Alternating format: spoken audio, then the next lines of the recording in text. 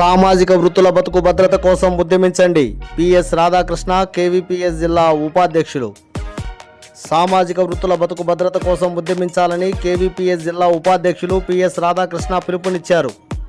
బుధవారం ఎమ్మెగనూరు పట్టణంలోని శివ సర్కిల్ వద్ద ఉన్న కేవీపీఎస్ కార్యాలయంలో కేవీపీఎస్ జిల్లా ఆఫీస్ బేరర్ సమావేశం ఆ సంఘం జిల్లా అధ్యక్షులు ఎస్ దేవసహాయం అధ్యక్షతన నిర్వహించారు.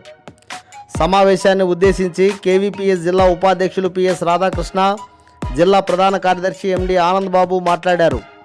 2.5 నెలల పాటు జరిగిన ఎన్నికల హడావిడి వేడి పుట్టించినా జూలై 4కు సంపూర్ణంగా తగ్గి ఎవరో ఒకరు అధికార పీఠాన్ని అధిరోహిస్తారన్నారు.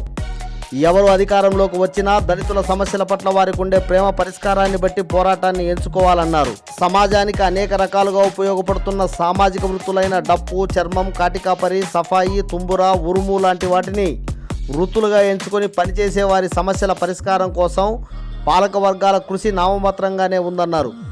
సామాజిక వృత్తిదారులందరినీ ఐక్యపరిచి ఉద్యమించాలని వారు పిలుపునిచ్చారు. రంగాల వారీగా వారు ఎదుర్కొనే సమస్యలపై చర్చించి ఉద్యమించేందుకు జూలై 15న డప్పు కళాకారుల సమావేశం కర్నూలులో, జూలై 17న కాటికాపరుల సమావేశం ఆదోనిలో, జూలై 19న చర్మకార వృత్తిదారుల సమావేశం ఎమ్మిగనూరులో నిర్వహిస్తున్నామని, సామాజిక వృత్తిదారులంతా వాటికి హాజరై జయప్రదం చేయాలని వారు కోరారు. సమావేశంలో ఆంధ్రప్రదేశ్ డప్పు కళాకారుల సంఘం జిల్లా ప్రధాన కార్యదర్శి బి కరుణాకర్, కాటికాపరి గుత్తలు తీసే బేగరుల సంఘం జిల్లా ప్రధాన కార్యదర్శి ఎన్జి కృష్ణ, స్కావెంజర్స్ కార్మిక హక్కుల పోరాట సంఘం జిల్లా కార్యదర్శి ఆంధ్ర గురుస్వామి, కేవీపీఎస్ జిల్లా ఉపాధ్యక్ష సహాయ కార్యదర్శులు B Thikkappa, H Chinnamarayya, M Bhaskar, Mamidikayala Raju, R Peddababu పాల్గొని మాట్లాడారు.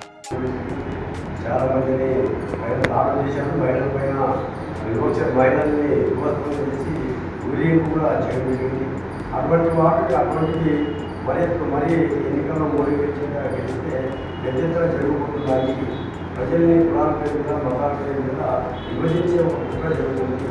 అందుకోసమే నరేంద్ర మోడీ గారిని సంకల్పంగా ఎన్నికల్లో బయటపెట్టి ఖచ్చితంగా ఎంతవరకు సభ్యులు